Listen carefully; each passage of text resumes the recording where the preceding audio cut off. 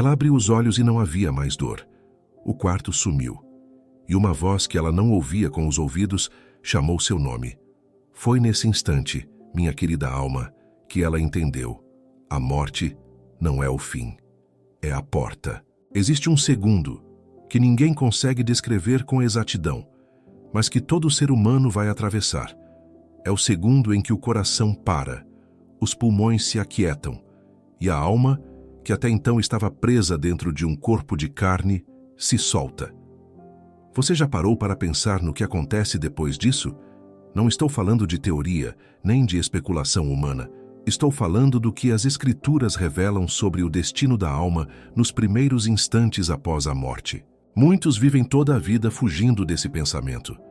Preenchem a agenda, ocupam a mente, distraem o coração, porque encarar a morte de frente dói. Mas o crente que conhece a palavra não precisa temer esse momento como quem caminha às cegas. A Bíblia não nos deixou no escuro. Em segunda carta aos Coríntios, capítulo 5, versículo 8, o apóstolo Paulo escreve algo que deveria mudar completamente a forma como encaramos esse instante.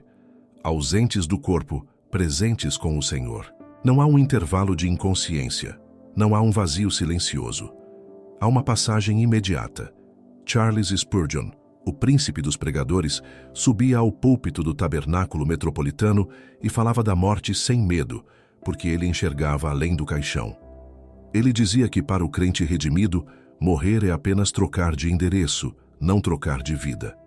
Essa frase carrega um peso enorme quando você entende que a Bíblia trata a morte do cristão como um adormecer breve, do qual se desperta em glória.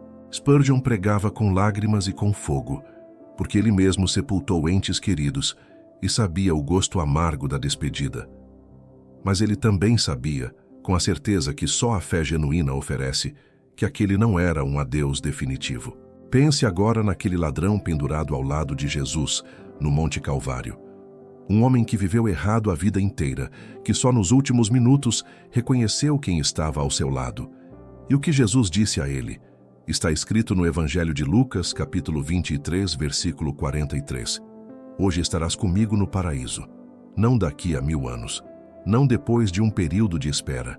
Hoje. Isso nos mostra algo profundo sobre os primeiros instantes após o último suspiro. Para quem está em Cristo, não existe intervalo entre a morte e a presença de Deus. Mas é preciso dizer também o que a Escritura ensina sobre aqueles que partem sem Cristo. Porque a mesma Bíblia que promete paraíso ao arrependido, adverte sobre a realidade daqueles que rejeitaram a salvação. Em Lucas, capítulo 16, na história do rico e Lázaro, Jesus revela uma separação clara logo após a morte, um lugar de consolo e um lugar de tormento consciente. Repare bem, consciente. A alma não dorme num vazio sem sentidos. Ela desperta imediatamente para aquilo que escolheu durante a vida. Esse é o motivo pelo qual eu não posso e não devo suavizar essa mensagem só para agradar ouvidos. A eternidade começa a se revelar no exato instante em que o coração para de bater. Não existe purgatório bíblico. Não existe segunda chance depois da cortina se fechar. O que você decide agora, enquanto ainda tem fôlego, é o que vai determinar o que a sua alma vai experimentar nos primeiros 7 segundos depois da morte. Há relatos, através dos séculos, de pessoas que passaram por experiências de quase morte e descreveram sensações semelhantes. Uma leveza repentina, uma consciência aguçada, uma percepção de estar sendo puxado para algum lugar. Eu não coloco a minha fé nessas experiências, porque a nossa âncora é a palavra de Deus, não o testemunho humano. Mas é interessante notar como até a ciência, sem querer, esbarra naquilo que os profetas já anunciavam há milênios. A consciência não se apaga com o último batimento cardíaco. Pense também no apóstolo Estevão, o primeiro mártir da igreja, apedrejado por anunciar a Cristo. Está escrito em Atos dos Apóstolos, capítulo 7, que enquanto as pedras rasgavam seu corpo, ele olhou para o céu e viu a glória de Deus e Jesus em pé à direita do Pai. Repare, ele viu isso antes de morrer, não depois de um longo sono. Os olhos da alma dele já estavam enxergando a eternidade enquanto os olhos do corpo ainda registravam a dor. Isso nos ensina algo poderoso sobre a fronteira entre esta vida e a próxima. Ela é muito mais fina do que imaginamos. Eu sei que falar sobre a morte incomoda. Vivemos numa cultura que prefere adiar esse assunto, empurrar para depois, fingir que não vai acontecer conosco. Mas o crente sábio, aquele que realmente teme a Deus, não vive assustado com a morte, vive preparado para ela. Existe uma diferença enorme entre essas duas posturas. O medo paralisa, a preparação liberta. E é justamente essa liberdade que a palavra de Deus quer te dar hoje. Talvez alguém esteja pensando, mas e se eu não tiver certeza da minha salvação? E se eu não souber para onde minha alma vai no momento em que eu fechar os olhos pela última vez? Minha querida alma, essa incerteza não precisa continuar. A salvação não depende de méritos acumulados, de uma vida perfeita, de uma lista de boas obras. Depende de uma entrega sincera a Jesus Cristo, do reconhecimento de que você precisa dele e da fé de que o sangue derramado na cruz foi suficiente para pagar aquilo que você jamais conseguiria pagar sozinho. Talvez você esteja assistindo a este vídeo porque perdeu alguém recentemente. Talvez o seu coração ainda esteja sangrando, se perguntando onde aquela pessoa está agora, neste exato momento. Ou talvez você esteja pensando na sua própria alma, se perguntando se, caso partisse hoje, estaria pronta para atravessar aquela porta com paz. Essa pergunta, minha querida alma, é a mais importante que você pode fazer a si mesma. E é exatamente por isso que eu preparei algo com muito cuidado para você. Um guia chamado 21 Dias para restaurar sua intimidade com Deus, que vai te ajudar a reconstruir, dia após dia, aquela conexão profunda com o Pai, para que você não viva com medo da eternidade, mas com a certeza que só quem caminha perto de Deus consegue sentir. O link está fixado no primeiro comentário. Não é um produto qualquer, é um convite para você chegar mais perto daquele que já venceu a morte por você. Antes de seguirmos, se inscreva no canal. Aqui você vai encontrar mensagens que não escondem a verdade, que não suavizam o Evangelho para caber no gosto do mundo. E agora, continue comigo, porque nos próximos minutos eu vou te mostrar, passo a passo, o que a palavra revela sobre esses primeiros instantes da alma fora do corpo. No instante em que a alma se separa do corpo, ela não perde a consciência, não perde a memória, não perde a identidade. Esse é um ponto que precisa ficar bem claro na sua mente, porque o inimigo adora espalhar a ideia de que a morte apaga tudo, de que a pessoa simplesmente deixa de existir enquanto espera algum tipo de despertar futuro. Mas a Escritura não ensina isso.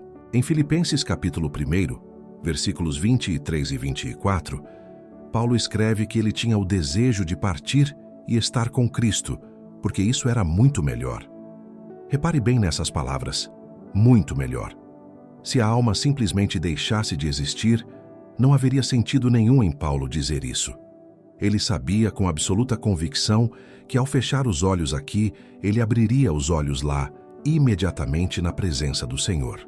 Agora, minha querida alma, eu quero te levar para dentro de uma cena que talvez você nunca tenha parado para meditar com calma. Imagine o momento exato em que o último suspiro sai. O corpo fica ali, imóvel, frio, sem vida. Mas o que estava dentro daquele corpo, aquilo que te fazia rir, chorar, amar, sonhar, isso não desapareceu. Isso se soltou. E segundo as Escrituras, esse soltar não é gradual, não é um processo demorado. É instantâneo.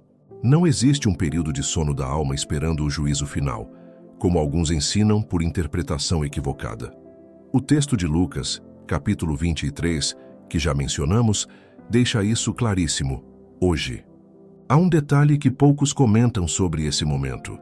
A alma, ao se soltar do corpo, é recebida. Ela não flutua sozinha, perdida, sem destino. Em Lucas, capítulo 16, versículo 22, está escrito que o mendigo Lázaro morreu e foi levado pelos anjos para o seio de Abraão. Levado. Isso significa que existe uma recepção, uma companhia celestial preparada para acolher aquele que morre em fé. Você não atravessa esse portal sozinho. Não é uma queda no vazio, é uma condução, um acolhimento. Pense também na transfiguração de Jesus, registrada no Evangelho de Mateus, capítulo 17. Ali, no monte, apareceram Moisés e Elias, conversando com Jesus. Moisés havia morrido centenas de anos antes daquele momento. E, no entanto, ali estava ele, consciente, reconhecível, conversando, participando.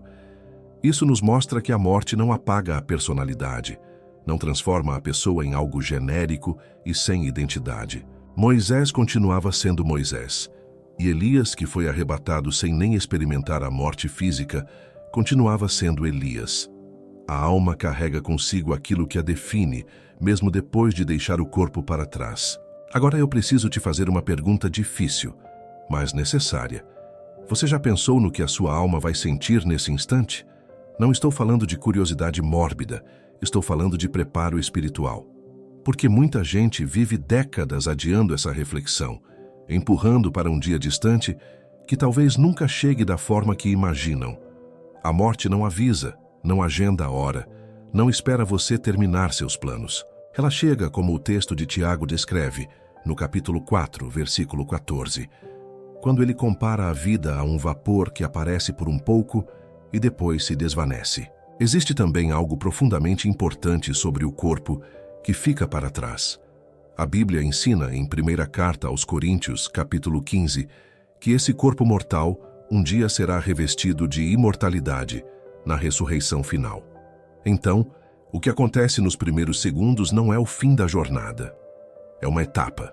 A alma vai para a presença de Deus, ou para a separação dele, enquanto aguarda o dia em que corpo e alma serão reunidos de forma glorificada para os salvos e de forma definitiva para julgamento aos que rejeitaram a salvação. Esse detalhe muda tudo na forma como encaramos a eternidade. Não é só a alma que importa, o corpo também tem um destino profético. Eu quero que você imagine agora uma pessoa idosa, deitada em sua cama, cercada pela família, respirando com dificuldade. Os que estão ao redor choram, seguram a mão, sussurram palavras de despedida. Mas, do lado da alma que está partindo, algo completamente diferente está acontecendo. Enquanto os olhos físicos se fecham devagar, algo dentro começa a se abrir.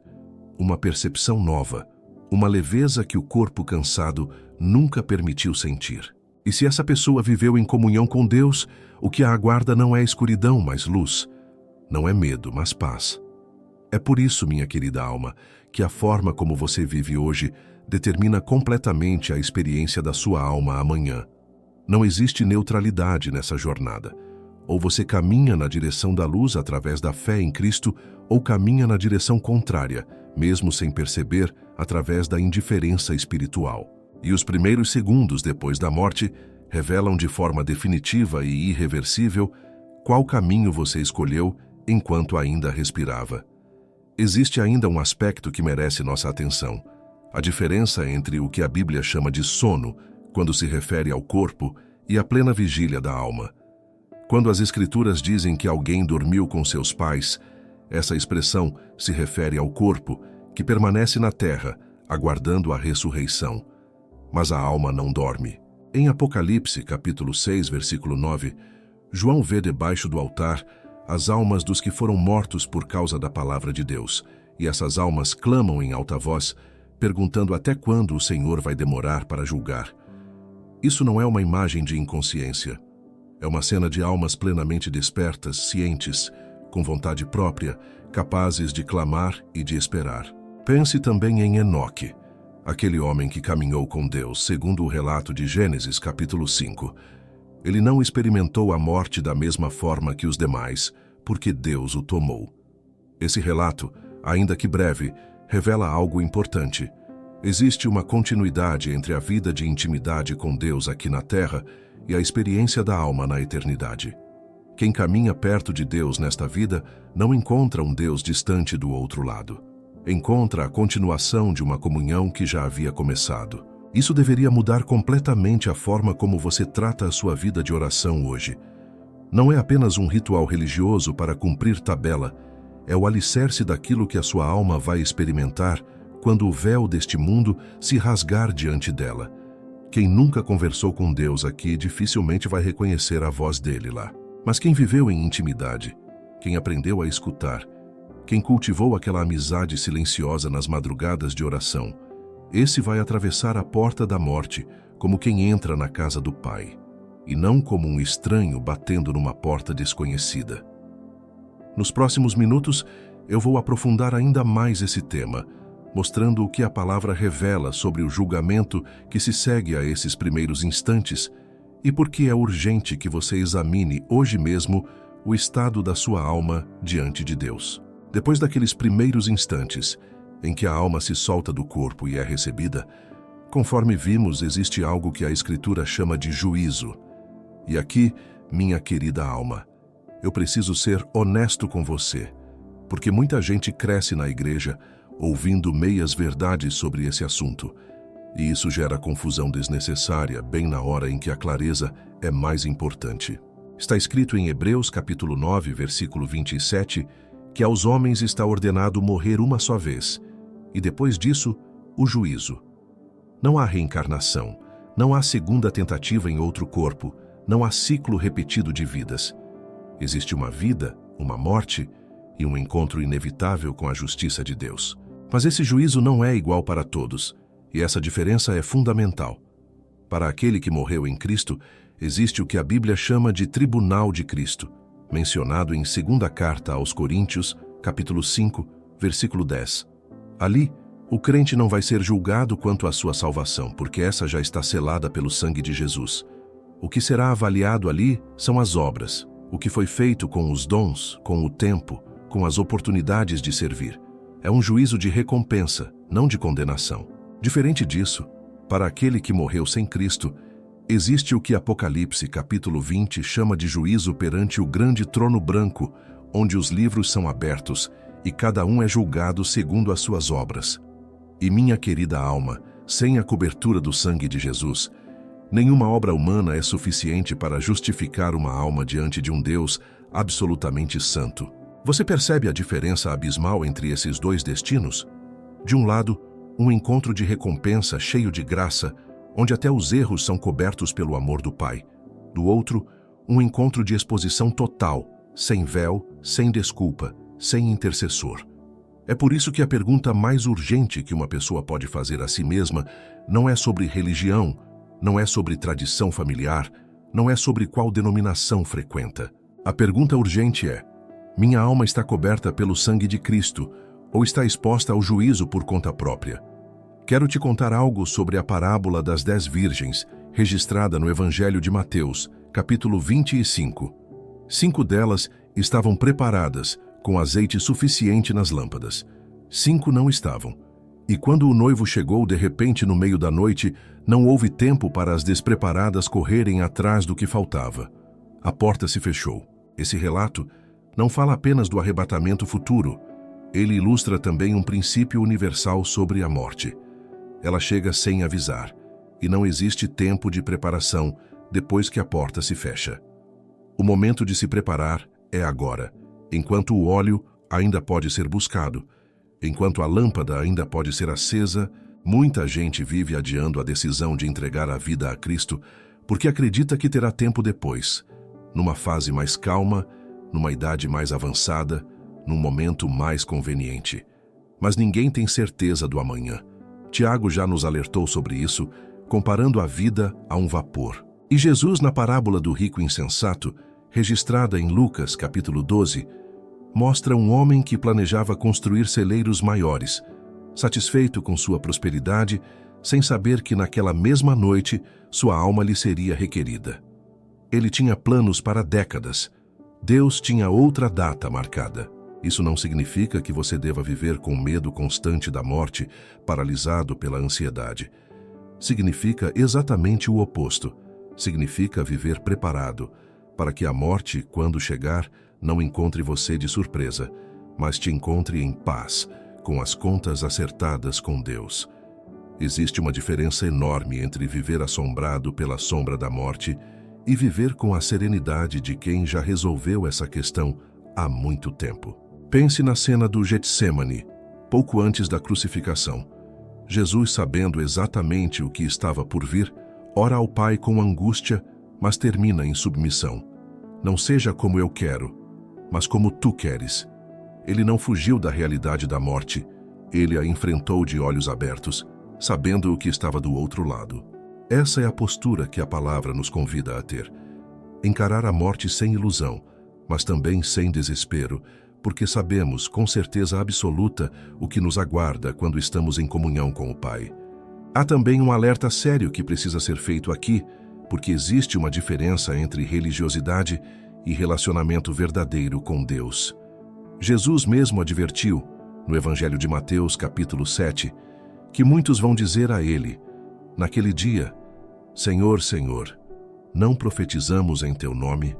Não fizemos milagres em teu nome? E ele vai responder que nunca os conheceu. Isso é assustador, minha querida alma, porque mostra que é possível ter aparência de fé, participar de atividades religiosas e ainda assim não ter um relacionamento genuíno com Cristo. O que salva não é a frequência na igreja, não é o conhecimento bíblico acumulado, não é a família cristã em que você nasceu. O que salva é a fé viva, pessoal, entregue num Deus que conhece o segredo do seu coração. Por isso, quando falamos sobre os primeiros instantes depois da morte, não estamos falando de um assunto distante, acadêmico, reservado para teólogos. Estamos falando da coisa mais pessoal e mais urgente que existe. Porque nesse instante, tudo o que foi escondido vem à luz. Tudo o que foi disfarçado se revela. E a alma se encontra exatamente como ela é, sem máscaras, sem desculpas, sem a possibilidade de fingir mais um pouco. Talvez você tenha crescido ouvindo sobre Deus, mas nunca tenha realmente entregado o controle da sua vida a Ele. Talvez você conheça as histórias bíblicas, mas nunca tenha vivido a experiência pessoal de ser tocado, transformado, regenerado por dentro. Se esse for o seu caso, este é o momento de parar e examinar sinceramente o estado da sua alma diante de Deus, porque, como já vimos, não sabemos quando o último suspiro vai chegar. Não existe fórmula complicada para esse exame. Basta olhar para dentro, com honestidade e perguntar: eu tenho vivido para agradar a mim mesmo, ou tenho vivido em obediência sincera à vontade de Deus? Minha oração é rotina vazia, ou é conversa real com alguém que eu conheço e amo? Eu tenho medo da morte porque tenho dúvidas sobre a minha eternidade, ou tenho paz porque já entreguei essa questão nas mãos do Pai? Essas perguntas, respondidas com sinceridade, revelam muito mais sobre o destino da sua alma do que qualquer ritual externo jamais poderia revelar. E é justamente sobre essa comunhão, sobre como restaurá-la e fortalecê-la todos os dias, que eu quero te levar mais fundo na próxima parte, porque a preparação da alma não acontece de uma vez. Ela é construída dia após dia, escolha após escolha. Agora eu quero te levar para um lugar mais prático, porque de nada adianta entender toda essa verdade sobre a eternidade se ela não transformar a maneira como você vive hoje. A Bíblia não nos ensina sobre a morte para nos deixar paralisados de medo. Ela nos ensina para nos despertar para a vida com propósito. E aqui entra algo essencial: a intimidade diária com Deus, que é exatamente o que prepara a alma para aquele instante final. Pense em Davi, o homem segundo o coração de Deus. Ele não era perfeito, cometeu erros graves, mas havia algo nele que o diferenciava de tantos outros reis de sua época. Ele buscava a presença de Deus com uma sede genuína. No Salmo 27, versículo 4, ele escreve que uma coisa pediu ao Senhor, e essa coisa buscará: habitar na casa do Senhor todos os dias da sua vida, para contemplar a formosura dele. Não era sobre religião, era sobre presença. Davi não queria apenas conhecer sobre Deus, ele queria estar com Deus, sentir Deus, viver diante da face dele. Essa é a diferença entre uma fé de aparência e uma fé de intimidade. Muita gente conhece versículos, sabe cantar hinos, participa de cultos regularmente, mas nunca desenvolveu aquela conversa contínua e pessoal com o Pai, aquela dependência diária que transforma o caráter e prepara a alma. E é exatamente essa intimidade que determina como você vai atravessar os últimos momentos desta vida. Quem vive próximo de Deus não estranha a voz dele quando a hora chegar, porque já aprendeu a reconhecê-la nas madrugadas de oração, nas leituras da palavra, nos momentos de silêncio e escuta. Há uma passagem no Evangelho de João, capítulo 10, versículo 27, onde Jesus diz que as suas ovelhas ouvem a sua voz. Ele as conhece e elas o seguem. Reparar nessa dinâmica é fundamental. Existe um relacionamento vivo, não um contrato distante. As ovelhas reconhecem o pastor porque convivem com ele, porque aprenderam o timbre da voz dele em meio a tantas outras vozes do mundo. Se você nunca separou tempo para escutar essa voz aqui, como vai reconhecê-la quando sua alma se soltar do corpo? Muitas pessoas adiam essa intimidade, achando que vai se desenvolver naturalmente com o tempo, sem esforço, sem intencionalidade. Mas não é assim que os relacionamentos funcionam, nem mesmo com Deus. Assim como um casamento exige tempo dedicado, conversas sinceras, momentos só a dois, a caminhada com o Pai também exige isso. Exige que você separe momentos do seu dia, mesmo que sejam poucos minutos, para simplesmente estar diante dele, sem pressa, sem lista de pedidos, apenas presença e escuta atenta. Lembre-se de Moisés, que subiu ao monte e passou tempo tão intenso na presença de Deus que, quando desceu, seu rosto refletia um brilho que o povo não conseguia encarar, conforme relata Êxodo capítulo 34. Esse brilho não era um efeito especial, era o resultado natural de ter estado perto de Deus por tempo suficiente para ser impactado por ele. É isso que a intimidade verdadeira produz, uma transformação visível que os outros percebem antes mesmo de você perceber em si mesmo. Pense também em Ana, mãe de Samuel, registrada em 1º livro de Samuel, capítulo 1. Ela vivia uma dor profunda, anos de espera, de frustração, de lágrimas guardadas. E foi justamente na presença de Deus, orando com tanta intensidade, que o sacerdote Eli achou que ela estava embriagada, que ela encontrou consolo e resposta. Ana não escondeu sua dor de Deus. Ela derramou o coração diante dele, sem filtros, sem palavras bonitas decoradas. Essa é uma lição poderosa. A intimidade genuína não exige eloquência, exige sinceridade. Deus não está procurando orações perfeitas, está procurando corações verdadeiros. Talvez você esteja numa fase da vida em que a rotina engoliu esse tempo de intimidade. Trabalho, família, responsabilidades, tudo isso consome as horas do dia. E sem perceber, a oração vira apenas um pedido apressado antes de dormir e a leitura da palavra fica esquecida na estante coberta de poeira, lembrada apenas em momentos de crise. Isso não é uma condenação, é um convite para recomeçar. Deus não está interessado em perfeição religiosa. Ele está interessado no seu coração voltado para Ele, ainda que seja um passo pequeno hoje e outro amanhã. Há também um aspecto silencioso dessa intimidade que poucos comentam: o descanso da alma. Jesus disse no Evangelho de Mateus, capítulo 11, versículo 28, que aqueles que estão cansados e sobrecarregados deveriam vir a Ele, e Ele lhes daria descanso. Esse descanso não é apenas físico, é um alívio profundo que só acontece quando a alma para de lutar sozinha e passa a confiar verdadeiramente no cuidado do Pai. Muita gente vive exausta espiritualmente, carregando fardos que nunca foram feitos para ser carregados sozinhos, simplesmente porque nunca aprenderam a entregar esse peso nas mãos de Deus através da intimidade constante. Existe ainda um exemplo que toca profundamente quem já viveu perdas: José do Egito. Vendido pelos próprios irmãos, acusado injustamente, esquecido na prisão por anos, ele poderia ter se afastado de Deus com toda a razão humana para isso. Mas o texto de Gênesis mostra repetidas vezes que o Senhor estava com José, mesmo nas circunstâncias mais sombrias. Essa presença constante não eliminou a dor da traição nem apagou os anos perdidos, mas sustentou a alma dele de tal forma que, no fim, ele conseguiu dizer aos próprios irmãos que o que eles planejaram para o mal, Deus tornou em bem. Isso só é possível para quem cultivou intimidade suficiente para reconhecer a mão de Deus, mesmo no meio do sofrimento. Talvez a sua história também carregue feridas assim, traições, perdas, anos que pareceram desperdiçados. E talvez, por causa disso, você tenha se afastado de Deus, achando que Ele estava ausente enquanto você sofria. Mas a intimidade verdadeira não é construída apenas nos dias de sol. Ela amadurece principalmente nos dias de tempestade, quando você escolhe continuar buscando a presença dele, mesmo sem entender completamente o que está acontecendo. É justamente nesses vales que a fé deixa de ser teoria e se torna experiência viva, pessoal, inegociável.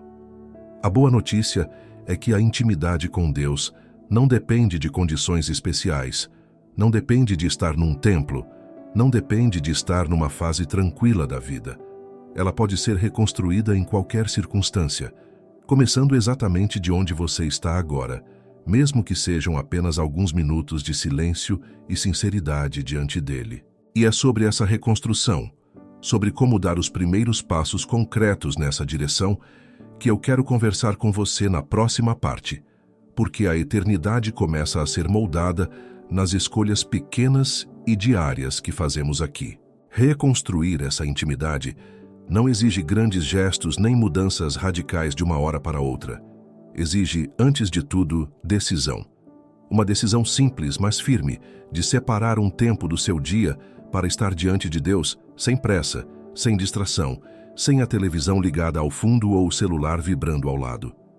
Pode ser cedo pela manhã, antes do corre do dia começar, ou à noite, quando a casa finalmente silencia. O horário importa menos do que a constância. O que Deus valoriza não é a duração, é a fidelidade em voltar dia após dia para aquele encontro. Comece pela palavra. Não é preciso ler capítulos inteiros de uma vez. Não é uma corrida para terminar a Bíblia em determinado prazo. É melhor ler poucos versículos com o coração aberto do que muitos capítulos de forma mecânica, sem digestão, sem reflexão real. Pare, releia, pergunte a Deus o que Ele quer te dizer através daquele texto. A palavra viva, como descreve Hebreus capítulo 4, versículo 12, é penetrante. Ela alcança até as divisões da alma e do espírito. Ela não foi escrita apenas para ser conhecida intelectualmente. Foi escrita para transformar quem a recebe com sinceridade. Depois da leitura, converse com Deus como você conversaria com alguém que ama de verdade e em quem confia plenamente. Não precisa de linguagem rebuscada, não precisa decorar orações prontas. Fale sobre o seu dia, sobre suas dores, sobre suas alegrias, sobre suas dúvidas. Davi fazia isso constantemente nos Salmos, questionando, chorando, agradecendo, tudo diante de Deus sem filtro. Essa transparência é o que constrói intimidade verdadeira. Um relacionamento onde você só fala o que acha que deveria falar, escondendo o que realmente sente, nunca vai se aprofundar de verdade. Existe também o exercício do silêncio, que muitos cristãos modernos perderam a prática de fazer. Vivemos numa época de ruído constante, de notificações, de conversas paralelas, de mente sempre ocupada, sempre correndo atrás de mais uma tarefa. Mas o Salmo 46, versículo 10, nos convida: aquietai-vos e sabei que eu sou Deus. Separar alguns minutos apenas para o silêncio, sem pedir nada, sem falar nada, apenas descansando na presença dele, é uma prática que reeduca a alma a reconhecer a voz de Deus em meio ao barulho do mundo. Outro elemento essencial é a gratidão.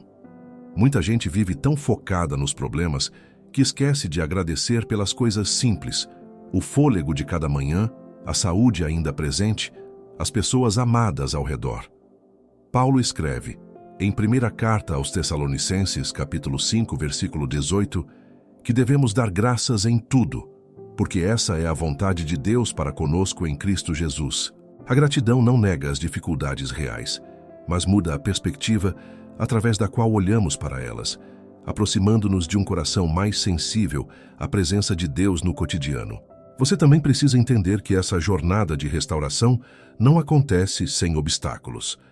Vai haver dias de cansaço, dias em que a oração parecer seca, dias em que a Bíblia parecer distante. Isso é normal, faz parte do processo de qualquer relacionamento profundo. O que importa não é sentir sempre uma emoção intensa, mas persistir na disciplina, mesmo quando o sentimento não acompanha. A fé madura não depende de sensação, depende de compromisso. Pense em Elias, depois da grande vitória no Monte Carmelo, quando ele derrotou os profetas de Baal. Logo depois desse momento de glória espiritual, ele caiu num profundo desânimo, chegando a pedir a Deus que tirasse sua vida, conforme relata 1º livro de Reis, capítulo 19. E o que Deus fez? Não o repreendeu duramente. Enviou um anjo para alimentá-lo, deixou que ele descansasse, e depois se revelou a ele não num vento forte, nem num terremoto, nem no fogo, mas numa voz mansa e delicada. Isso nos ensina que Deus encontra você onde você está, mesmo no cansaço, mesmo na exaustão espiritual.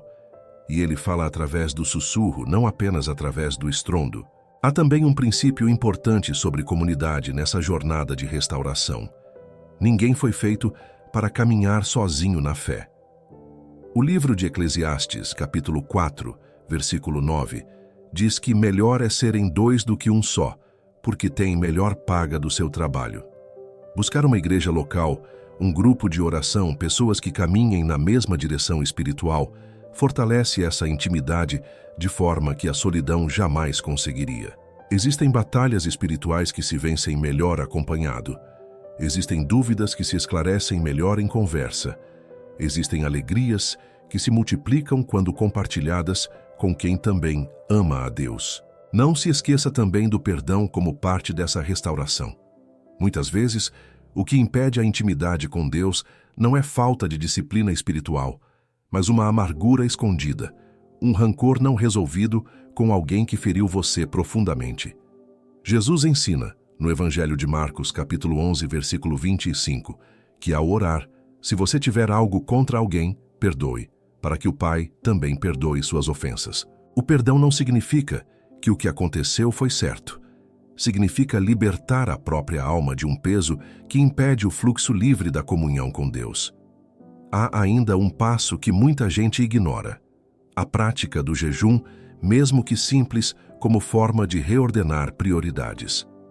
Não estou falando de um ritual religioso vazio, mas de momentos em que você abre mão de algo, mesmo que seja uma refeição ou um hábito, para lembrar ao próprio corpo e à própria alma que Deus está em primeiro lugar. Jesus mesmo praticava isso e ensinou seus discípulos sobre jejum no Evangelho de Mateus, capítulo 6, deixando claro que essa disciplina, feita com sinceridade e não para a aparência, aproxima o coração de Deus de uma forma que poucas outras práticas conseguem. E não podemos esquecer da adoração como parte central dessa restauração. Louvar a Deus não é apenas cantar músicas bonitas num culto de domingo, é uma postura do coração que reconhece quem Ele é, independente das circunstâncias. O rei Davi dançava diante do Senhor com todas as suas forças, conforme registra 2º livro de Samuel, capítulo 6, sem se importar com o que os outros pensariam. Essa entrega espontânea, sem vergonha, sem cálculo, é o tipo de adoração que aproxima verdadeiramente a alma de Deus, porque nasce de um coração que reconhece a grandeza dele acima de qualquer constrangimento humano. Essa restauração diária da alma é o que prepara você de forma concreta para os primeiros instantes depois da morte que discutimos ao longo deste vídeo. Porque quem vive em intimidade constante com o Pai não atravessa essa porta como um estranho assustado. Atravessa como um filho que finalmente chega em casa, reconhecendo cada detalhe daquele lugar, porque já o visitava, em espírito, todos os dias da sua vida terrena. Chegou o momento de fechar este ensino, mas não o de fechar o seu coração para o que Deus falou hoje. Se essa mensagem tocou você, não guarde isso só para si. Comente aqui embaixo, curta este vídeo e se inscreva no canal, porque toda semana trago novas palavras para fortalecer sua caminhada. E se você sentiu o chamado para reconstruir sua intimidade com o Pai, o Guia 21 Dias para restaurar sua intimidade com Deus está te esperando no link fixado no primeiro comentário. Obrigada por assistir até aqui. Fique com Deus e nos vemos no próximo vídeo que já está aparecendo na sua tela agora.